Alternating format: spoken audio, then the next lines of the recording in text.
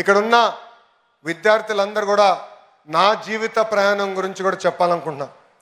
Carnegie మెలన్లో చదివా, స్టాన్ఫర్డ్కి వెళ్ళాను, దాని తర్వాత వరల్డ్ బ్యాంక్లో పనిచేసా, హెరిటేజ్లో కూడా ఎగ్జిక్యూటివ్ డైరెక్టర్గా ఉన్నా.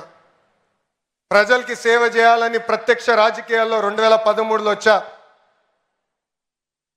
వేదికమైన గౌరవ ముఖ్యమంత్రి గారి ఆశీస్సుల మేరకు నేను పంచాయతీరాజ్ గ్రామీణాభివృద్ధి శాఖ మంత్రిగా కూడా పనిచేశా.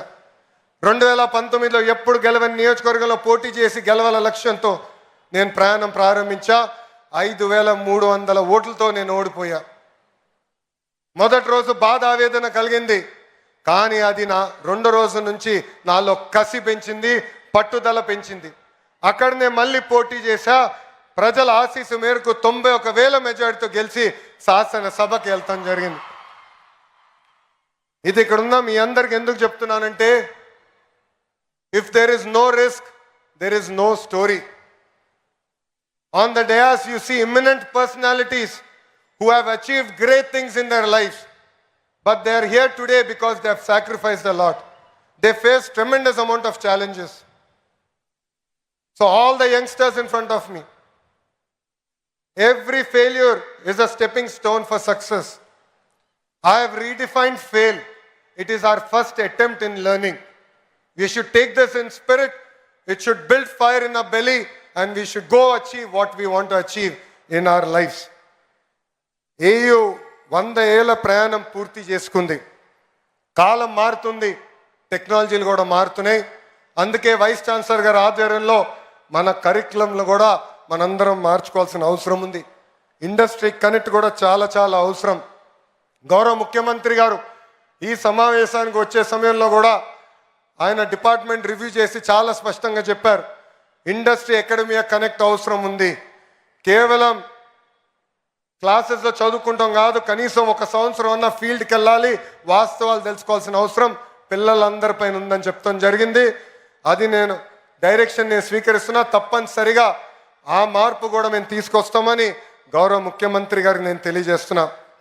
మనందరం చూస్తున్నాం, 4 సంవత్సరాలు మీరు అద్భుతంగా కష్టపడి చదువుకుంటారు, కానీ ఉద్యోగాలు వచ్చేదానికి కొంచెం ఇబ్బంది పడతారు.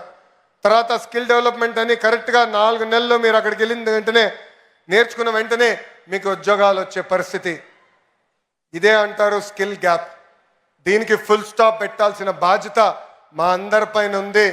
దానికి మేము అహర్నిశలు కష్టపడతామని ఈ సభాముఖ పిల్లలందరికీ మేము తెలియజేస్తున్నాం. అతి చిన్న వయసులో నన్ను విద్యాశాఖ మార్చులుగా గౌరవ ముఖ్యమంత్రి గారు నియమించారు. నేను విద్యాశాఖ మంత్రి అవుతున్నానంటే చాలామంది నాకు చెప్పారు, అది కఠినమైన పోర్ట్ఫోలియో, మీకు అవసరమా అని.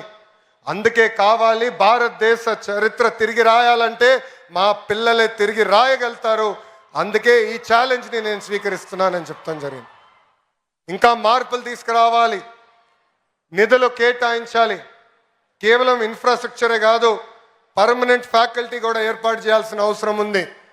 గౌరవ ముఖ్యమంత్రి గారు నాకు చెప్పారు, పెండింగ్లో ఉన్న అన్ని పోస్టులు యుద్ధ ప్రాతిపదికంగా భర్తీ చేయాలని ఈ సభాముఖ హామీ ఇస్తున్న. రాబోయే సంవత్సరంలో భర్తీ చేసి మళ్ళీ మీకు కంపడతామని ఈ సభాముఖంగా గౌరవ ముఖ్యమంత్రి గారు కూడా తెలియజేస్తున్నాం.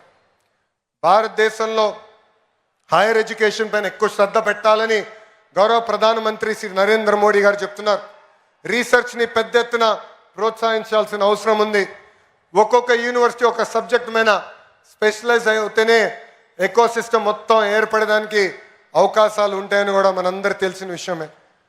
ఉత్తరాంధ్ర ఆంధ్ర రాష్ట్రానికి ఒక ఎకనామిక్ ఇంజిన్గా మారబోతుంది. రేపు గూగుల్కి డేటా సెంటర్కి మనం శంకుస్థాపన వేయబోతున్నాం. ఈ గడిచిన 6 నెలల్లో ఆర్సిల్లర్ మిత్తల్ ప్రాజెక్ట్ ఇక్కడ ప్రారంభించాం. నిన్నగాక మొన్న గౌరవ ముఖ్యమంత్రి గారి చేతుల మేరకు ఒక ఇంగాట్ సోలార్ సెల్ మ్యానుఫ్యాక్చరింగ్ ఫెసిలిటీ కూడా మన శంకుస్థాపన చేస్తాం జరిగింది. సో వాళ్ళకి కావాల్సిన కరికులం ఇవన్నీ ఏర్పాటు చేసే బాధ్యత ఆంధ్ర యూనివర్సిటీ తీసుకోవాలని ఈ సభాముఖంగా వైస్ ఛాన్సలర్ గారిని కోరుకుంటూ, ఈ సభాముఖంగా గౌరవ ముఖ్యమంత్రి గారిని కూడా ఒక విషయం కోరాలని కోరుతున్నా, ఒక కోరిక కోరుతున్నా. అడగండి అమ్మ కూడా పెట్టదంటారు సార్. అందుకే ఆంధ్ర యూనివర్సిటీకి కనీసం 250 కోట్ల నిధులు కేటాయించి రీసెర్చ్ని పెద్ద ఎత్తున ప్రోత్సహించాలని ఈ సభాముఖంగా గౌరవ ముఖ్యమంత్రి గారిని నేను కోరుకుంటున్నాను. అంతేకాకుండా ఇక్కడ ఉన్న ఫ్యాకల్టీని వైస్ ఛాన్సలర్ గారిని నేను గతంలో కలిసినప్పుడు చెప్పా, రాబోయే 100 సంవత్సరాలకి మనం ఒక విజన్ డాక్యుమెంట్ తయారు చేయాలి. దాంట్లో ఎవ్రీ 5 years మన విశ్వవిద్యాలయం ఏం సాధించాలనేది చాలా స్పష్టంగా ఉండాలి, KPIs ఉండాలి. అది రూపొందించి మన స్టూడెంట్స్ టెనెట్ ముందలు పెట్టి వాళ్ళ ఫీడ్బ్యాక్ కూడా తీసుకుని రాబోయే 100 సంవత్సరాల విజన్ డాక్యుమెంట్ తయారు చేయాలని ఈ సభ ముఖంగా మిమ్మల్ని అందరు కోరుకుంటూ, నాకు ఇంత అద్భుతమైన అవకాశం ఇచ్చిన మీ అందరికీ పేరు పేరున నా హృదయపూర్వక ధన్యవాదాలు తెలుపుకుంటూ మీ అందరి దగ్గర నుంచి సెలవు తీసుకుంటున్నా. జై హింద్, జై Hind. Please subscribe to Leo News for more videos.